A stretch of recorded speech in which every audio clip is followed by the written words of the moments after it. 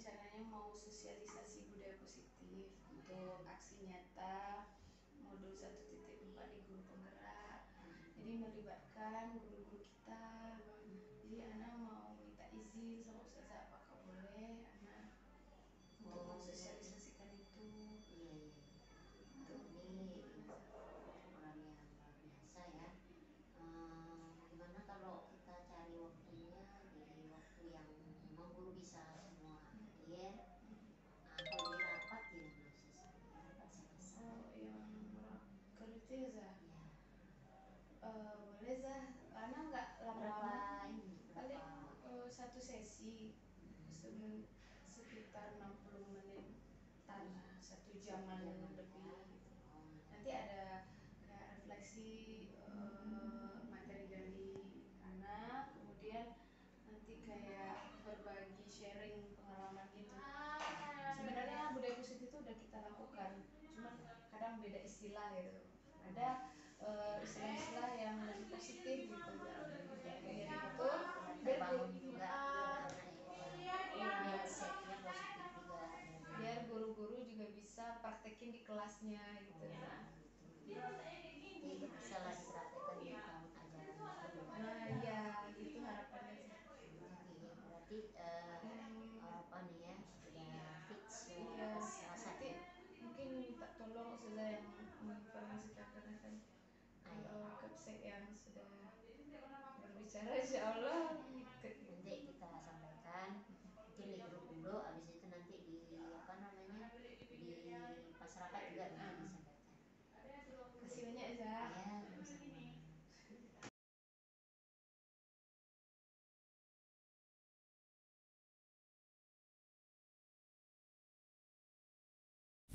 Assalamualaikum warahmatullahi wabarakatuh. Waalaikumsalam warahmatullahi wabarakatuh.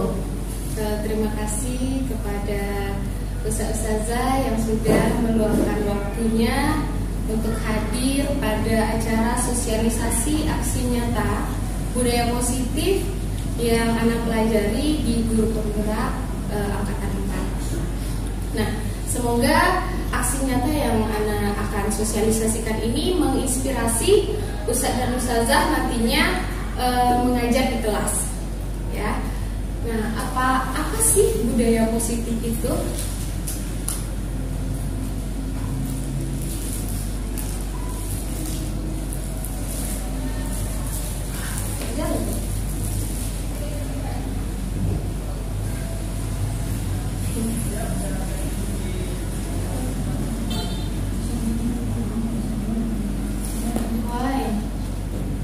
Oke. Nah, seperti gambar di depan, sebelum kita masuk ke materi, Ana mau ngajak Ustazah merefleksikan diri dulu seperti gambar berikut. Kita coba refleksikan dulu Ustazah. Selama Ustazah berada di lembaga ini, berada di unit SMA IT Al-Fitiyah, kira-kira Ustazah berada di posisi nomor berapa yang Ustazah rasakan, dan mengapa Ustazah memilih nomor tersebut? Kenapa? Di nomor berapa Ustazah saat ini gitu? Apa yang Ustazah rasakan? 9 atau 1? 9 atau 1, saudari Bima? 9 9 Masya Allah, 9 atau 1. Nah, mengapa Ustazah ini? Kapal saya di dulu. Mengapa Ustazah ini memilih nomor 9 atau 1? Gantung. Gak apa-apa, kita kan refleksi ya. Ana itu ngerasa nggak tahu apa-apa karena Ana memang belum ada pengalaman. Sebelumnya Ana nggak ada pengalaman, terus Ana nggak ada apa-apa. Dan di sini Ana juga nggak dapat teman yang bisa Ana sharing gitu, yang juga mengerti. Oh iya. Maksudnya yang mengerti bidang Ana, dan Ana juga belum bisa betul-betul memasukkan diri Ana di sini gitu. Maksudnya itu bukan dalam lingkungan pergaulan ya, tapi dalam lingkup kerja gitu, profesional kerja. Nah, belum bisa men-share betul, mensosialisasikan betul bagaimana sih sebenarnya gitu. Kemudian yaitu Ana merasa mau melakukan ini, oh mundur lagi, mau seperti ini, oh mundur lagi, kayak gitu lah.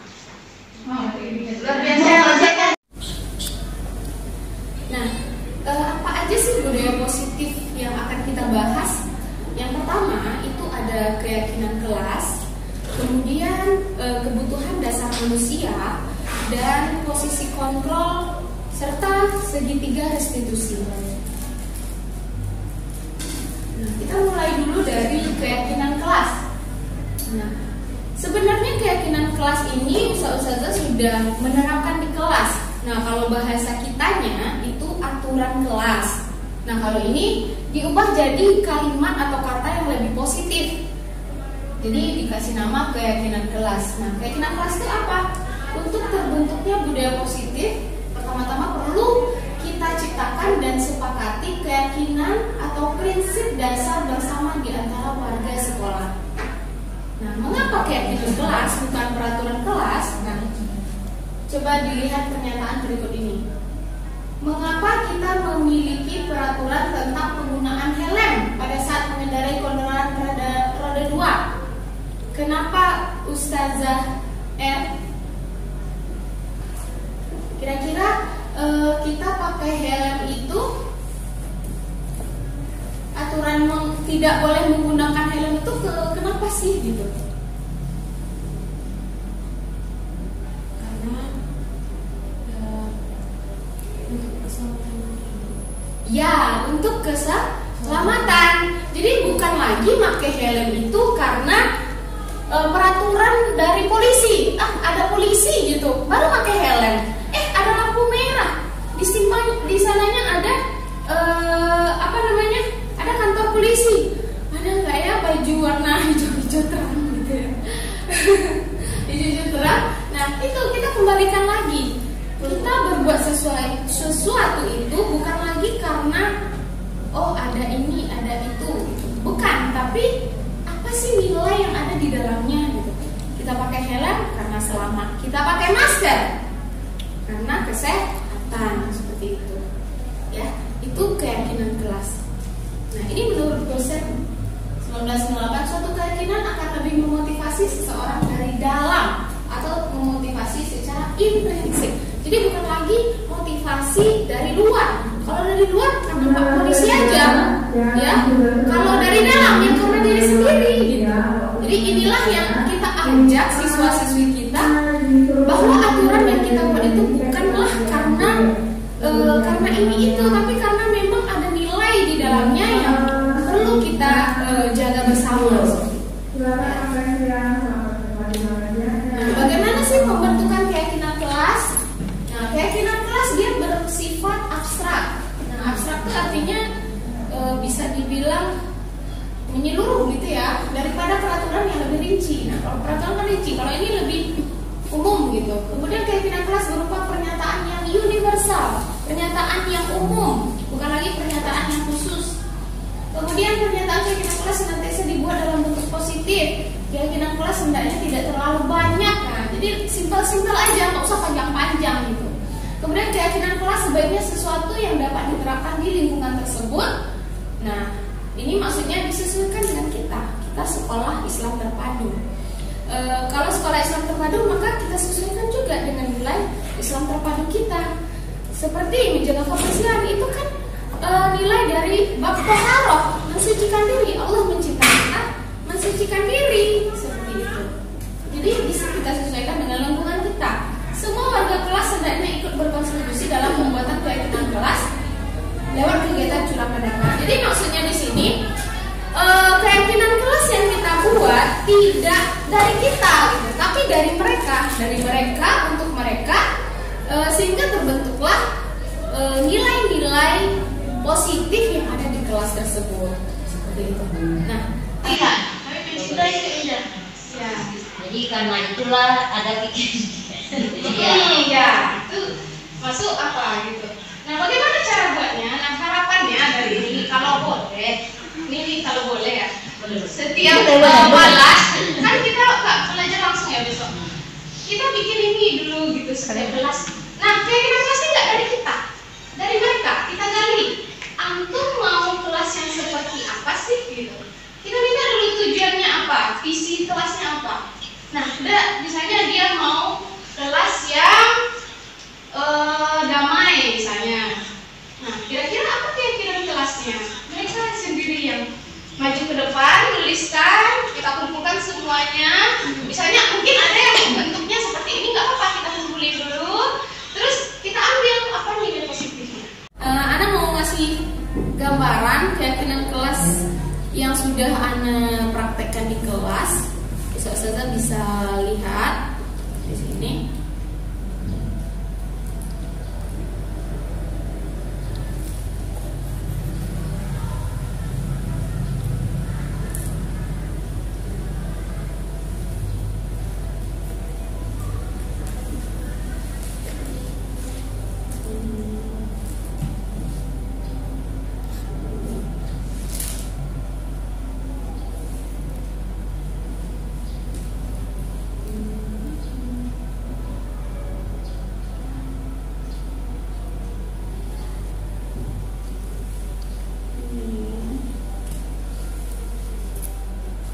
Nih, nggak kelihatan ya? Coba ya.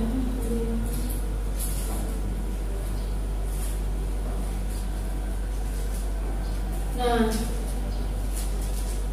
sebenarnya keyakinan kelas itu sudah biasa kita buat di kelas, cuman bahasanya aja lebih positif. Misalnya, Assalamualaikum warahmatullahi wabarakatuh. Sebelum pembelajaran, tentunya kita berdoa dulu gitu. Nah, ini kita tanamkan nilai keislamannya. Jadi belajar itu niatkan karena Allah Subhanahu Wa Taala, bukan karena nilai gitu, tapi untuk mencari ilmu. Lagi-lagi kembalikan ke nilai semuanya.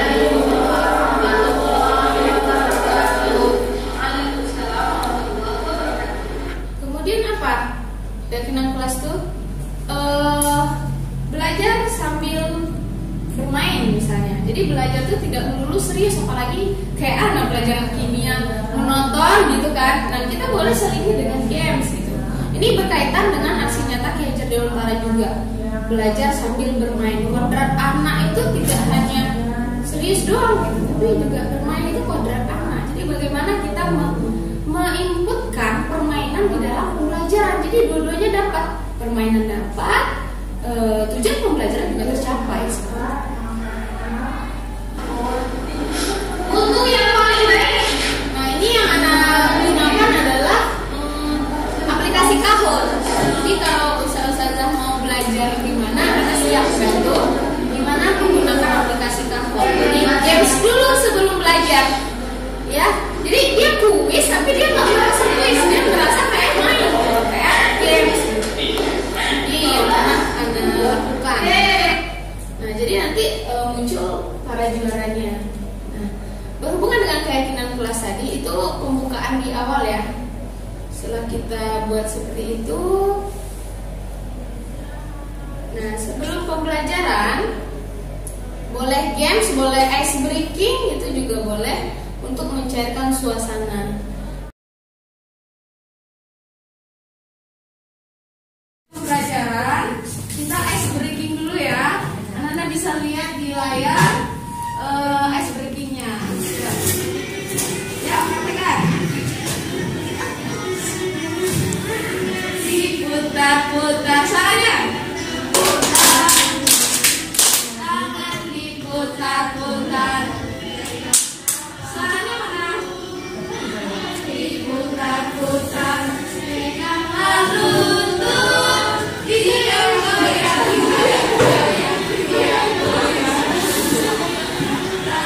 Suaranya. Putar-putar. Diputar-putar.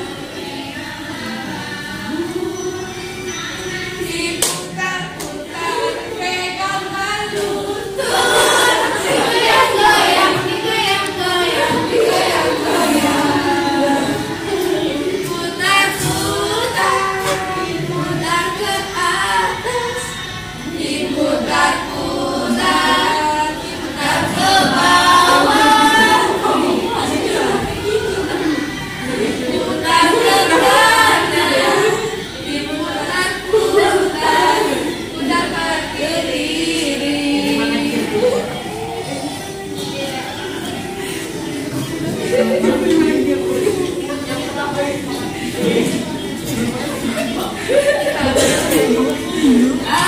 diputar-putar, pegang mudah. Tangan diputar-putar, peganglah bahu. Tangan diputar-putar, peganglah lutut.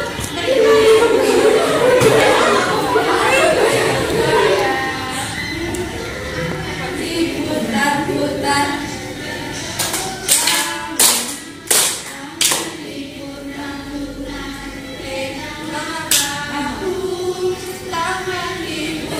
Putar, peganglah lutut. Digoyang-goyang,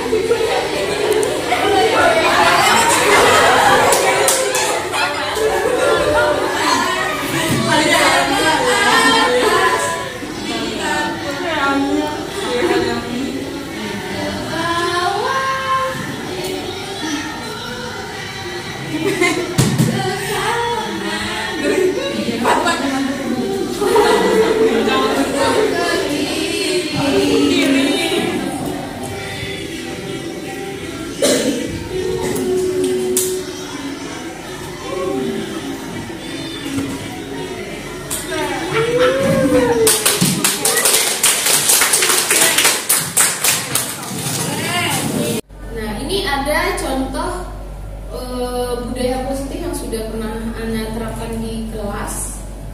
Nih.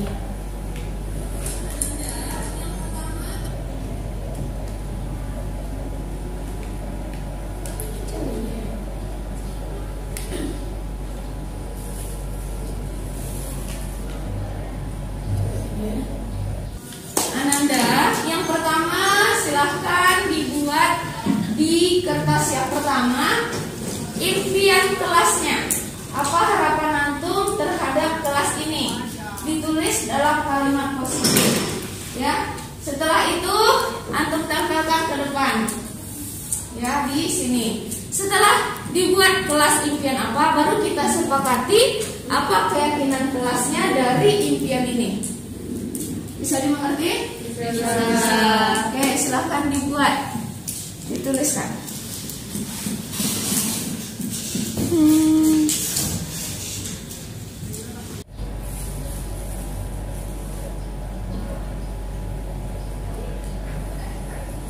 Nah, ini bagaimana buat keyakinan kelas yang tadi kita bahas. Ya, keyakinan kelas itu dibuat bukan dari kita, tapi dari mereka. Mereka menuliskan dulu apa sih visi kelas mereka, apa sih yang mereka inginkan terwujud di dalam kelas tersebut. Mereka tuliskan di masing-masing ini kertas ini.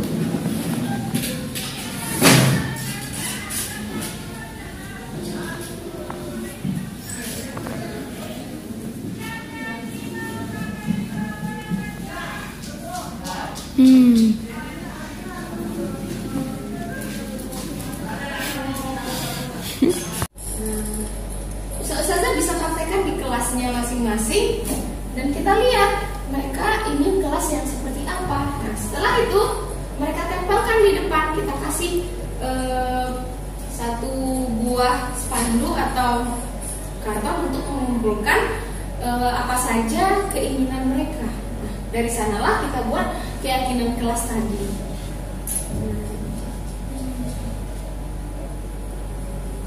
Ya. Tuh. Kemudian nih, setelah mereka tuliskan, nah mereka tempelkan di depan apa yang mereka tuliskan, dikumpulkan di depan.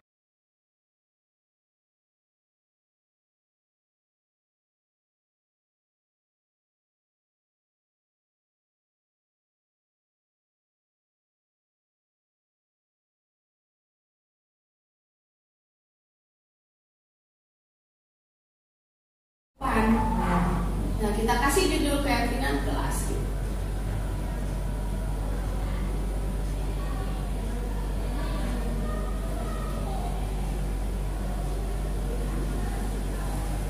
Nah, setelah itu kita minta dari salah satu mereka menyampaikan apa keinginan kelasnya. Semoga kelas ini semakin solid untuk menghadapi perjuangan-perjuangan akhir. Amin. Silahkan Dea baca impian kelasnya. Semoga kelas 12 IPA Alhamra menjadi kelas yang kompak dan solid dan saling suportif antar teman.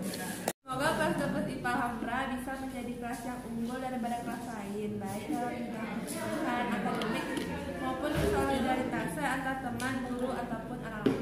Ye, mantap ya. Dengar? Dengar.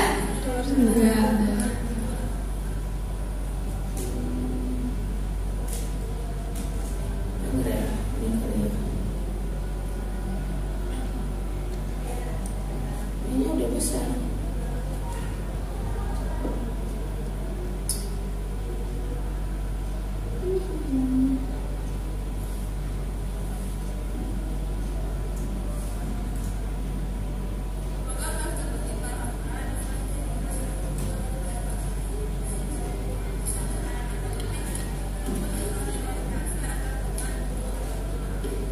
Yeay, mantap ya. Kurang jelas ya. Jadi apa keinginannya? Dia ingin menjadi kelas yang unggul. Kelas yang unggul di bidang akademik, kebersihan. Nah, seperti itu, unggul dari segala hal. Seperti itu.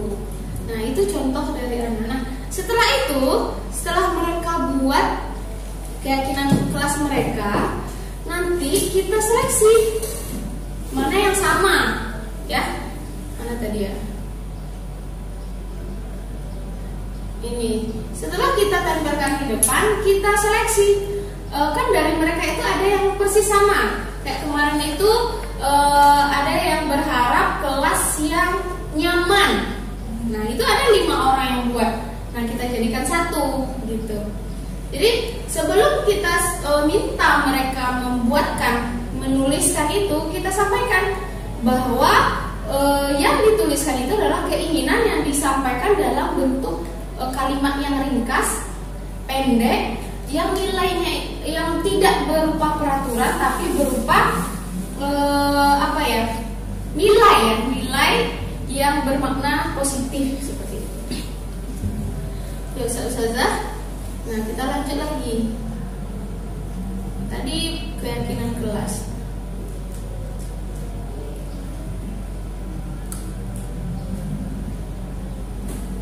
Nah, ini contohnya keyakinan kelas atau kesepakatan kelas juga boleh namanya. Kami guru dan murid yang saling menyayangi. Jadi bahasanya tuh nggak bahasa aturan, bahasa nilai yang diharapkan gitu. Kayak yang tadi keselamatan, nah, gitu. Terus kami murid yang semangat belajar. Jadi kan kita sering bilang tidak boleh malas. Jadi kita hindari kata-kata negatif itu, kita ubah ke kata yang lebih positif. Kemudian kami murid yang peduli dengan teman-teman, ya, peduli tidak artinya apa? Care ya, care, peduli dengan teman-teman, tidak main sendiri, tidak ingin menang sendiri seperti itu. Nah, ini contohnya. Kita lanjut. Nah, apa sih beda peraturan dengan keyakinan atau kesepakatan tadi? Selalu kembalikan buku ke tempatnya. Tujuan kita apa? Nilai yang diinginkan apa? Ini tanggung jawab. Dilarang mengganggu orang lain. Berarti inginnya apa? Menghormati orang lain dan diri sendiri. Hadir di sekolah 15 menit. Berarti menghormati orang lain. Itu seterusnya. Jadi bahasanya tuh keyakinan kelas itu adalah bahasa yang positif yang mengarah kepada nilai yang diinginkan. Nah, lanjut ke yang kedua. Ternyata permasalahan yang terjadi di kelas itu sebenarnya didasari oleh ini, karena adanya kebutuhan dasar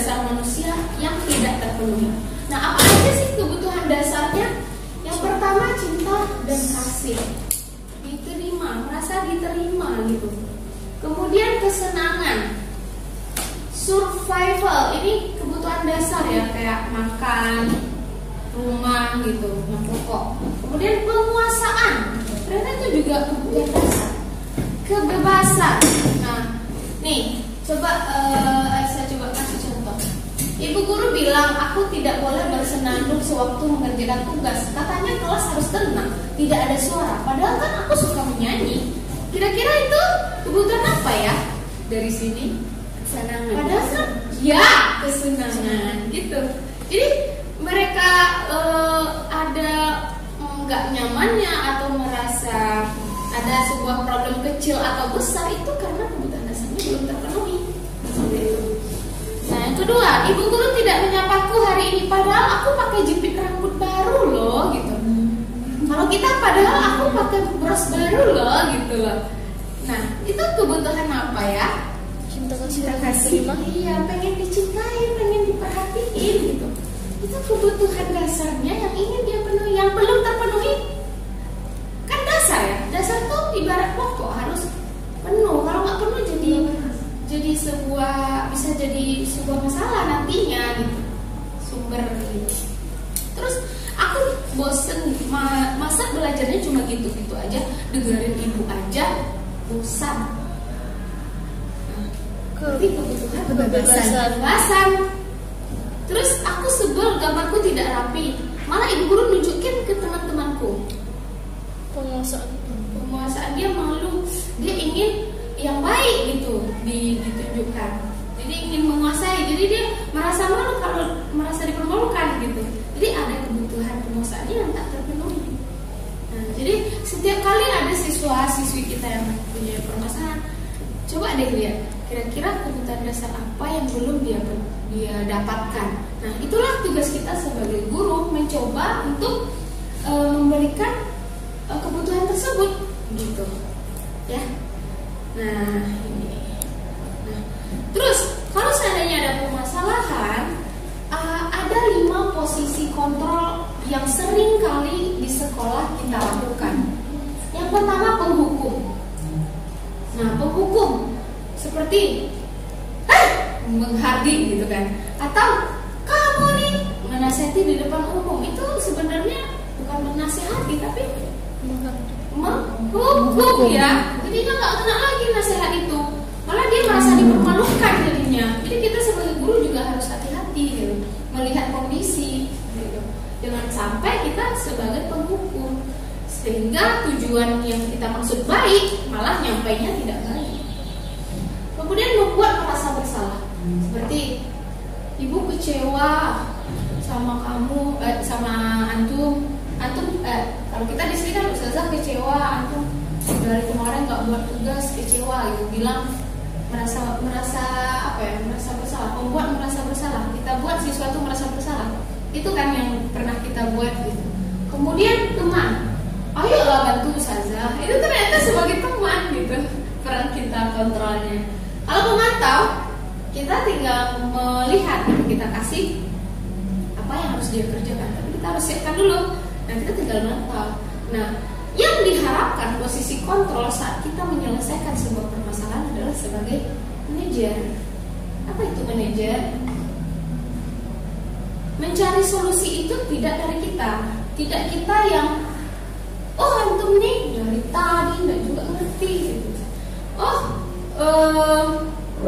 Membuat mereka merasa bersalah, enggak seperti itu. Tapi bagaimana kita mengajukan pertanyaan, misal ya, dia nggak ngumpul tugas, kita tanya dulu, kenapa antum nggak ngumpul tugas?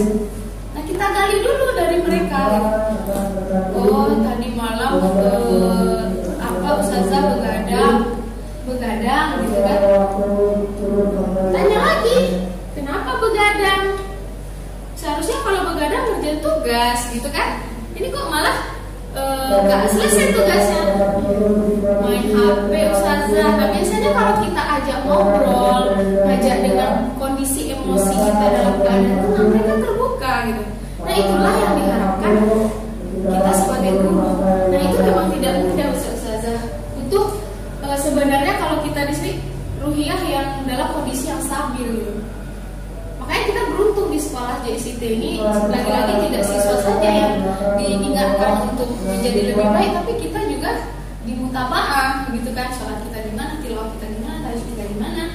Nah itu salah satu upaya agar ruya kita tuh dalam kondisi yang stabil, sehingga saat kita menghadapi sebuah problematika, permasalahan, sampainya juga enak gitu. Kondisi hati kita tuh dalam keadaan stabil. Jadi enak mengajak atau menasihati siswa kita. Terus menguatkan pribadi, murid mengatakan. Nah, anak punya contohnya. Saat-saat bisa nonton YouTube ada juga. Kalau bersedia subscribe gitu ya, atau like gitu. Nah, ada contoh restitusi yang sudah pernah Ana lakukan kepada siswa kita. Bentar ya, Ustazah.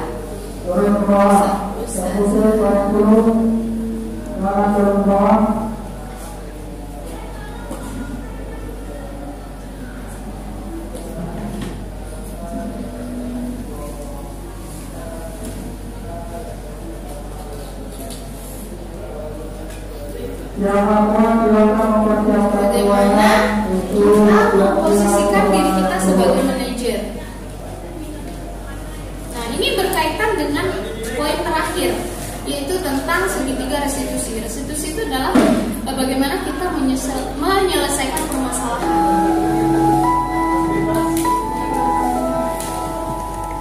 Yang ini boleh ya, Ustazah bantu subscribe. Ini dia. Ini waktu itu Ana coba buat video terkait dengan bagaimana restitusi itu, atau bagaimana kita berlaku manajer dalam menyelesaikan permasalahan. Coba lihat ya. Sudah muncul.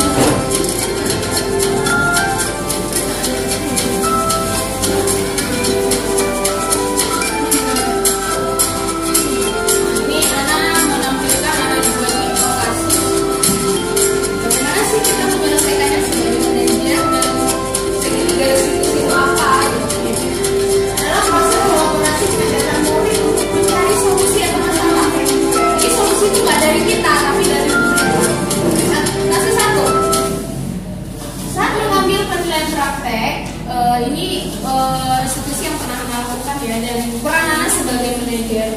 Saya mengambil benang praktek mendeteksi pH asap basa menggunakan indikator universal.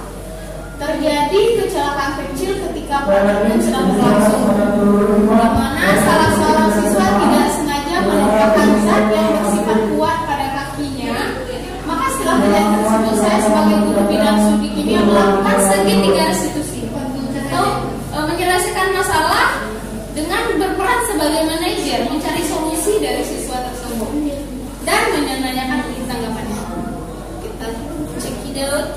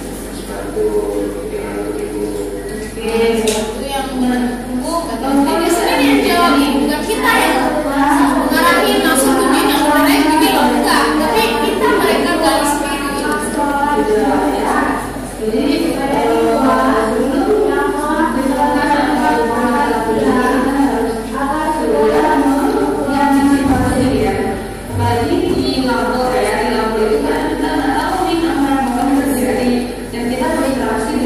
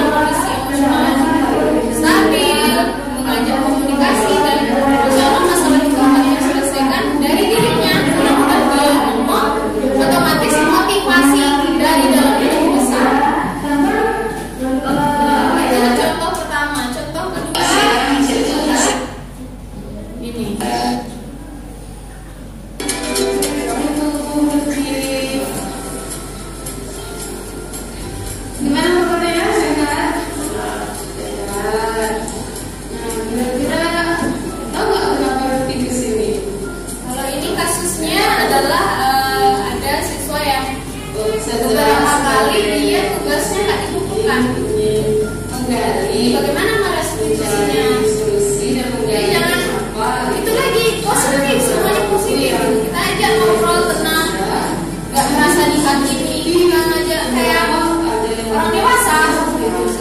Iya, apalagi anak-anak kita ini di SMA. Benar-benar kenapa? Masalah apa? Kenapa dia nggak buat tugas? Gitu kan? Kita tanya. Ya, bukan kita yang langsung aja. Ini karena antum begadang nih, ini karena antum main game nih, enggak. Tapi biar dia yang jawab sendiri, biar dia yang mengeluarkan penyebabnya itu sendiri. Gitu. Emang di rumah kayak mana biasanya? Nggak ada diingatkan atau gimana? Terus balik tanya, kira-kira itu baik apa enggak?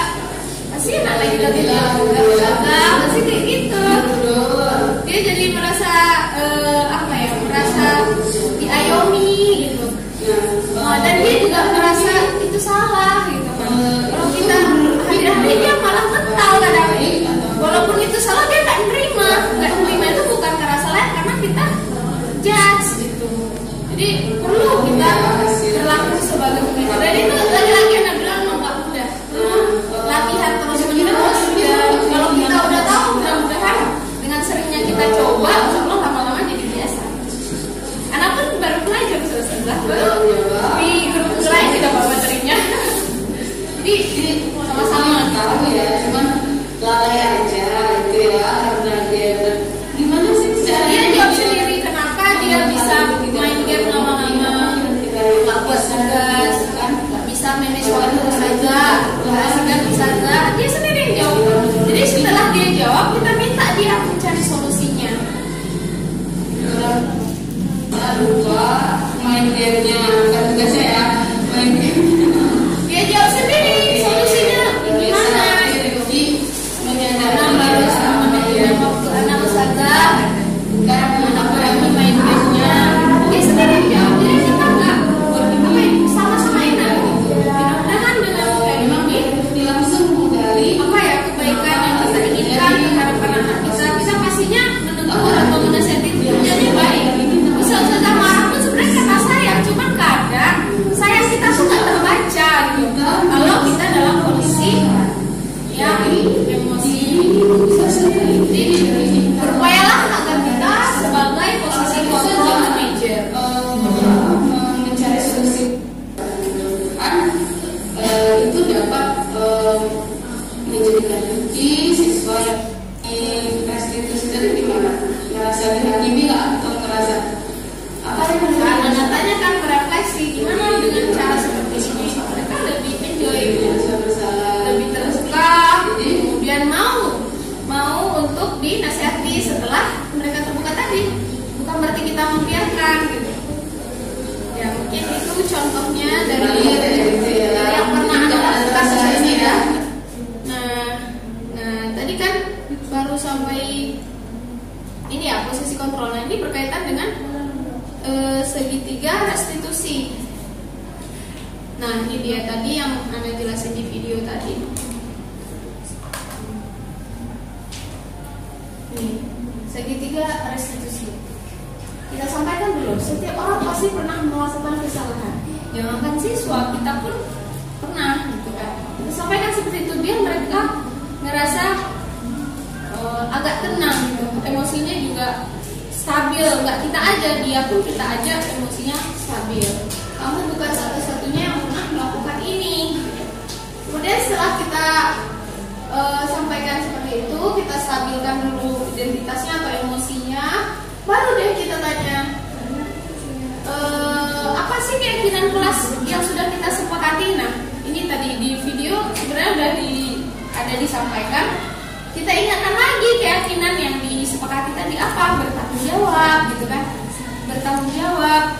Nah kita ingatkan lagi ya, kemarin kan kita udah buat keyakinan kelas bertanggung jawab, kenapa Rifki masih seperti ini.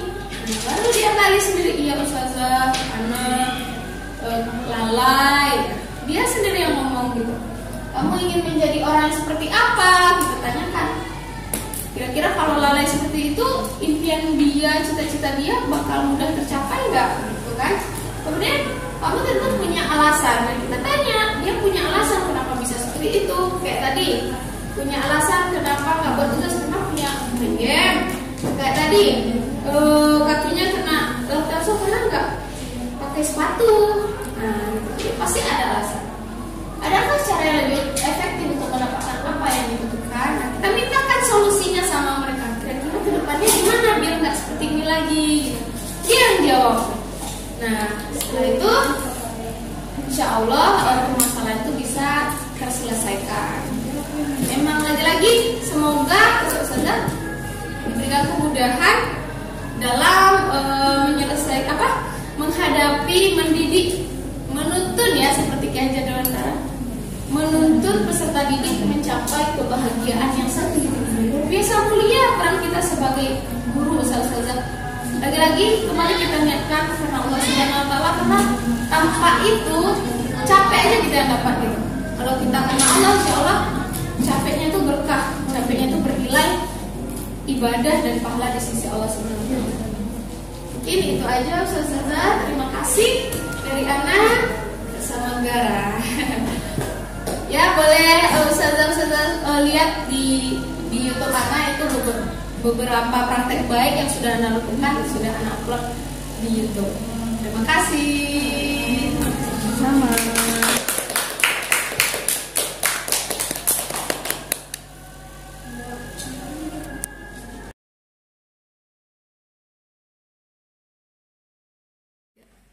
Assalamualaikum warahmatullahi wabarakatuh. Saya Delvi Riza, salah satu guru SMA IT Al-Fitiyah dan merupakan rekan kerja dari Ustazah Elsa Magara. Dalam pembelajaran, Ustazah Elsa merupakan guru yang aktif, kreatif, dan inovatif. Ustazah Elsa juga guru pembelajar yang semangat, mempunyai semangat yang tinggi, sehingga membuat peserta didik belajar secara asik dan menyenangkan. Ustazah Elsa juga menggunakan teknologi IT dan memanfaatkan fasilitas yang ada di sekolah. Semenjak Ustazah Elsa mengikuti CGP, Ustazah Elsa memberikan ilmu-ilmu yang bermanfaat untuk rekan kerja yang ada di SMA IT Al-Fitiyah. Demikian pemaparan dari saya. Semoga Ustazah Elsa semangat dan terus menjadi yang terbaik di CGP dan menjadi guru penggerak. Assalamualaikum warahmatullahi wabarakatuh.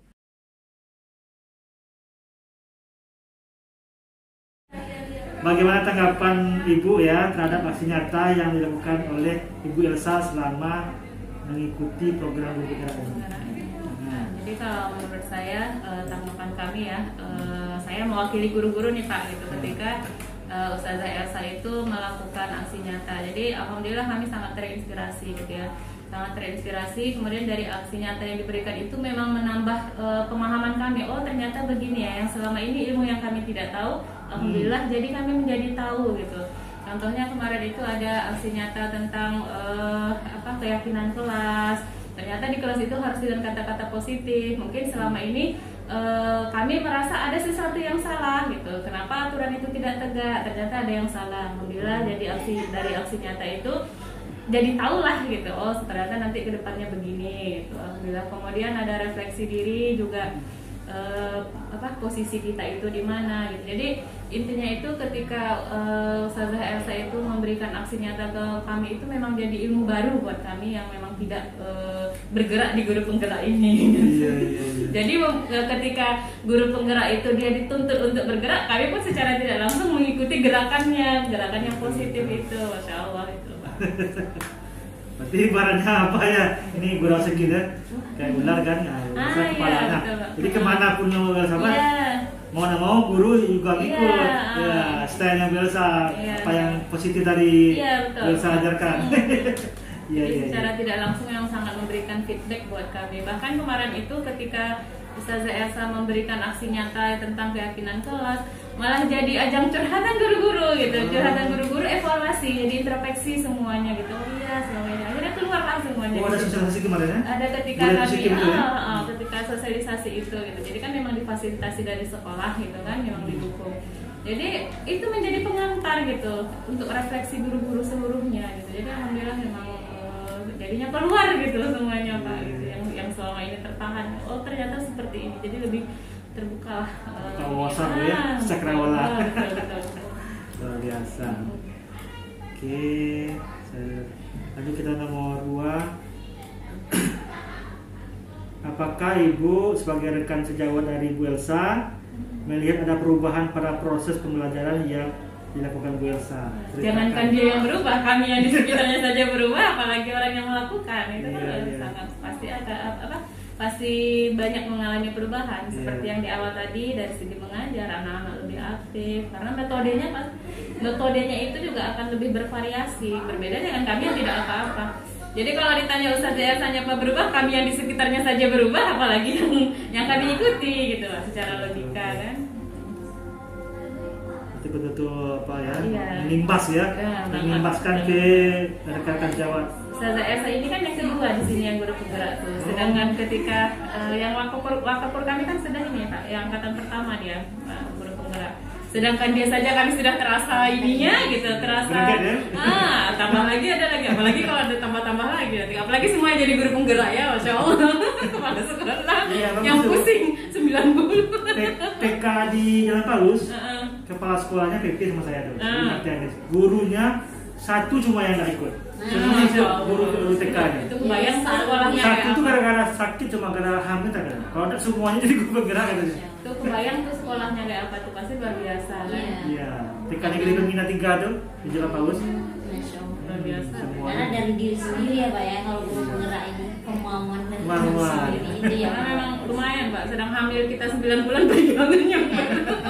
Hanya yang namanya Sama umurnya, umur CGP dengan lahir kembali nanti. dan kembali ke dengan apa baru. ya, banyak ilmu ya. Karena guyonan itu kan itu program CGP ini sama umurnya dengan umur kami lah. Iya, luar biasa gitu. 9 bulan 10 hari.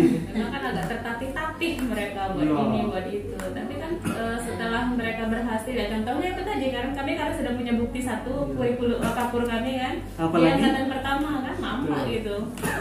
Apalagi sekarang menteri udah mengesahkan Nah, syarat itu untuk jadi kepala sekolah harus guru penggerak, ada sertifikatnya.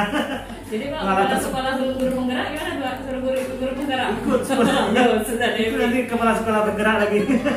Sekolah bergerak. Iya, karena kalau dari atas sudah bergerak ke bawahnya nanti akan bisa Wajib. bergerak ya Pak ya. Iya. Oke, luar biasa ya.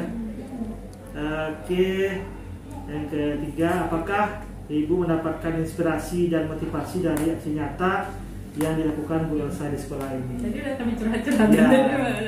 udah terjawab. Betul ya, terinspirasi Bu ya. Sangat terinspirasi.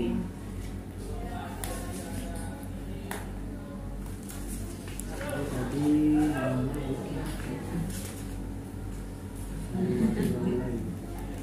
Sarinawati ya. Iya, Sarinawati Kembali.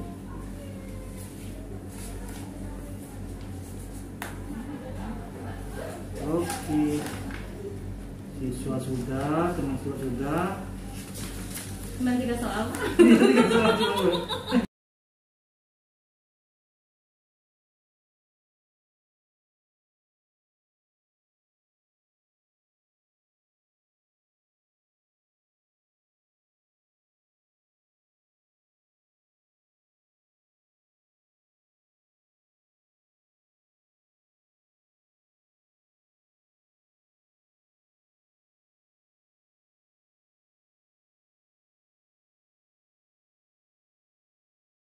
Karena menurut Nanda Mahda,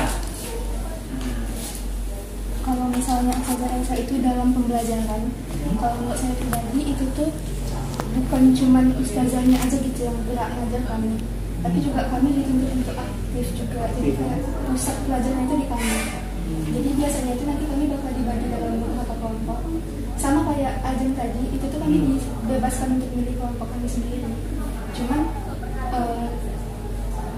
karena kami juga nggak pengen lah ya nanti sesif-sesif kayak gitu, akhirnya dibuatlah keputusan sama-sama ustazahnya nanti ustazahnya yang benar gitu. Terus kami itu bakal disuruh bikin PPT dari suatu materi yang dibagi-bagi. Nanti kami bikin PowerPoint, kemudian nanti itu bakal dipresentasikan di depan kelas. ke kelompok ya. Iya, di kelompok. Terus kami dipresentasikan itu dinilai benar-benar dinilai gitu ya sama ustazahnya. Jadi kami itu nggak cuma jadi pelajar di situ, cuma juga jadi pengajar juga, karena kami ngajarin teman yang lain juga dalam macam kelas itu. Terus kami disuruh kayak bikin soal kan biasanya guru yang bikin soal. Cuma itu pas kelompok itu kami juga ngerasain bikin soal. Terus nanti kami juga ngerasain ngajak ke teman-teman buat jawab soal ini gimana kayak gitu. Atau mungkin nanti kami tambah kemudian ini kamu saya Putri coba maju jawab pertanyaan ini. Jadi kayak seru gitu enjoy gitu belajarnya. Berarti biasa memang menangkap kemandirian ya, ditetapkan kemandirian kepada siswanya ya. Kemudian juga siswa lebih aktif ya. Iya, aktif berpusat pada murid. Tiap pelajaran kimia kayaknya nggak ada yang diem-diem gitu, aktif semua. Oke, kita lanjut aja ke pertanyaan kedua. Apa yang Anda rasakan ya perubahan dalam interaksi Ibu Elsa dalam proses pengajaran ya? Apa yang Anda rasakan? Ada perubahan apa ya dalam berinteraksi Ibu Elsa dalam proses pengajaran di kelas? Mungkin tadi sudah tergambar juga tadi ya. Coba untuk Ibu dia aja menjelaskan perubahan interaksinya. Untuk perubahan mungkin saya nggak ngerasain apa-apa karena saya baru kelas 10 kan ya. Jadi sejak awal mungkin Ustazah memang udah bagus ngajarnya, udah bisa membuat kami paham ya. Berarti ada perubahan sebelum diterapkannya dari metode pemakaian media-media tadi, kemudian penugasan membuat slide tadi ya. Ada nggak perubahan dari mungkin sebelumnya tidak pakai itu, sekarang pakai ini? Ada nggak perubahan atau gimana? Kelas 10 sekarang kan sudah ada disediakan tab ya buat kami ya, pakai tablet. Jadi kemarin itu yang materi bentuk-bentuk molekul sama materi jari-jari atom, kami disuruh bikin poster nih. Poster dengan jangka waktu tertentu, dikumpulin videonya. Setelah itu bakal presentasi depan kelas ke kelompok gitu. Sama yang beberapa kali mungkin kalau ustazah berhalangan hadir, misal kayak sakit gimana gitu kan, kami bakal dikasih video YouTube. Dari sana bakal dibahas, besoknya bakal ditanya, disuruh presentasikan. Oh materi ini udah paham, materi ini gimana? Jadi intinya ada perubahan ya dari lebih interaktif ya daripada sebelumnya ya, dengan memakai poster tadi ya. Mungkin sebelumnya tidak pakai poster kan, ada media YouTube semacam kurang interaktif. Sekarang lebih interaktif ya, lebih bersemangat sih belajarnya ya. Karena masih online itu kan ya, setelah kami dapat tabnya mulai ya banyak bikin poster, bikin banyak tugas secara online, secara media dari chat itu. Oke, kita dari Nanda Mahda berbeda tuh nggak? Kalau berbeda silakan ditambah, kalau sama bilang sama. Jadi kita lanjut berikutnya tambahan ya kan? Karena kan saya udah kelas 12 ya. Oh gitu. Jadi sama ustazah itu emang dari belakang yang udah kelas 10. Waktu kelas 10 itu ustazah itu ngajarnya kayak monoton gitu. Kayak gimana ya? Waktu kelas 10 itu ya sudah ngajar, belum pakai PPT, sudah ngajar akan tulis. Terus kami udah kami nyatat, terusnya bikin tugas kayak gitu-gitu aja. Itu kelas 10 ya. Terus kelas 11 itu kan kami full online gitu. Waktu kelas 11 itu udah mulai kami disuruh bikin PPT, udah mulai disuruh bikin PPT, terus disuruh presentasi juga. Itu mulainya dari kelas 11. Nah, karena waktu itu online jadi belum banyak kegiatan yang emang menarik banget gitu, cuma kayak PPT kami presentasikan. Cuman itu kan dulu pakai Zoom meeting Pak. Jadi waktu disuruh presentasikan hasil kerja kami yang kami buat itu emang deg-degan banget dulu waktu kelas 11. Kayak di depan teman-teman yang lain secara online gitu di Zoom kami ngejelasin PPT kami yang kita buat. Jadi susah juga kan buat teman-teman yang lain tuh paham gitu. Terus makin lama kelamaan semakin sering buat PPT, semakin sering presentasi pokoknya. Jadi sekarang itu kalau misalnya ada disuruh presentasi itu udah nggak kaget lagi gitu, kayak udah biasa aja gitu. Oh, di lewat Zoom ya? Iya, presentasi itu kayak udah bukan hal yang bikin deg-degan lagi sekarang. Nah, di kelas 12 ini kami udah full offline. Pas kelas 12 ini emang pelajarannya seru banget sih, kayak sebelum masuk pelajaran itu kami ada ekspresi. Jadi nggak tegang-tegang banget gitu pas masuk. Terus presentasi itu udah enjoy gitu. Sekarang kami udah bisa menguasai materi, bikin PPT yang emang menarik banget karena tadi kelas 11 kan udah sering PPT. Terus abis kami bikin PPT itu nanti udah presentasi juga, nanti ada kuisnya itu juga seru banget karena kami bakal dapat nilai tambahan dari situ.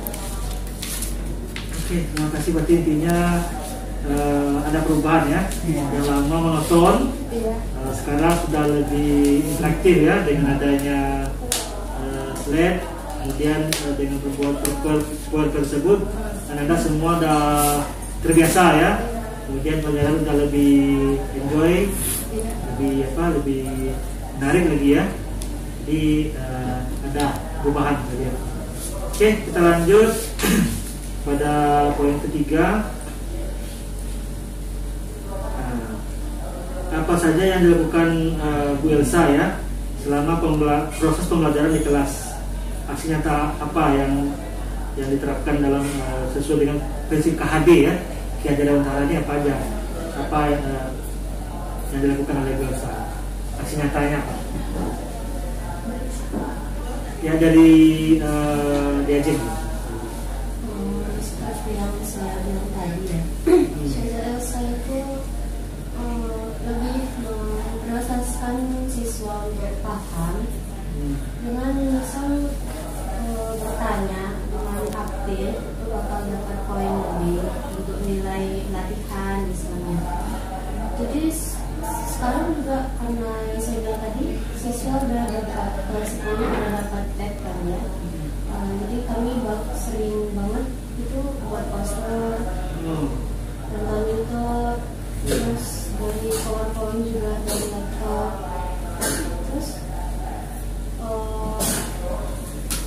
kayak yang mungkin kami bakal merasain dulu yang namanya kayak praktikum untuk biar lebih pahamnya, kayak yang elektronik kemarin. Ini praktikum bikin beberapa PD terus presentasi.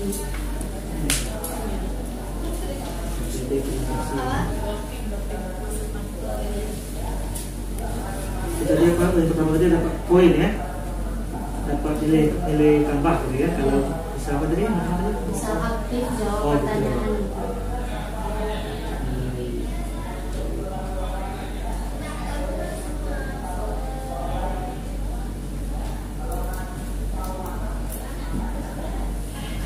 Ada tambahan kira dari Nanda Mahanda atau sama? Kalau menurut saya untuk saja itu kan ada beberapa guru gitu kan Pak, dia itu lebih fokus ke sesuatu yang memang bisa dipelajari. Cuma kalau saja saya memang mastiin semua murid itu paham gitu ya Pak. Jadi nggak fokus ke 1-2 murid yang unggul aja, tapi emang semuanya itu adil ya? Ya adil gitu.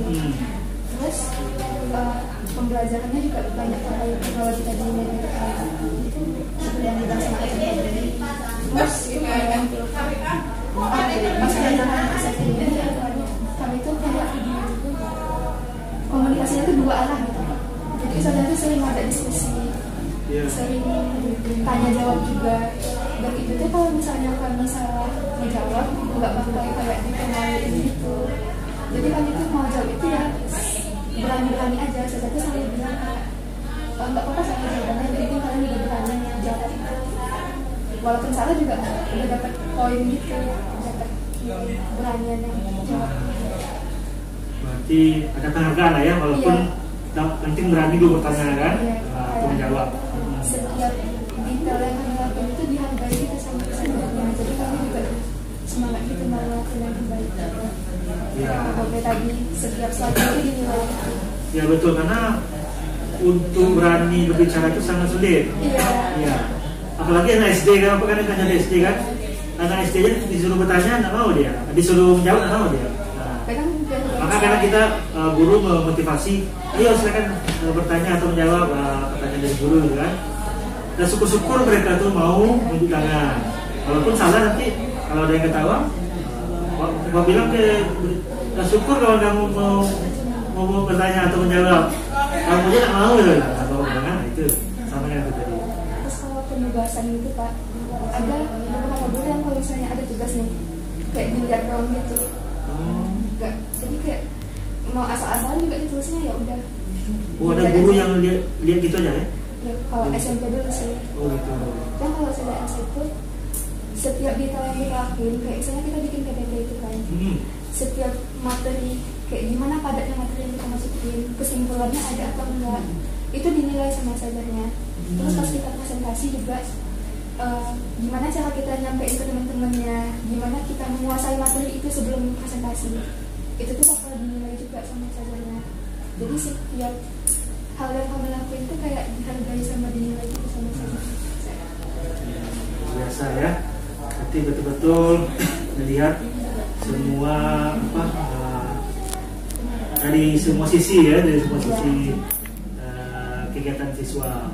Jadi dihargai semuanya, tidak hanya dalam ujian atau lomba tugas, tapi mungkin dari tingkah laku ya, dari usahanya ya, apa usaha, penting kan apa usaha-usaha apa yang dibuatnya untuk membuat tugas, menjadi referensi segala macam ya, jadi ada usaha. Oke, luar biasa.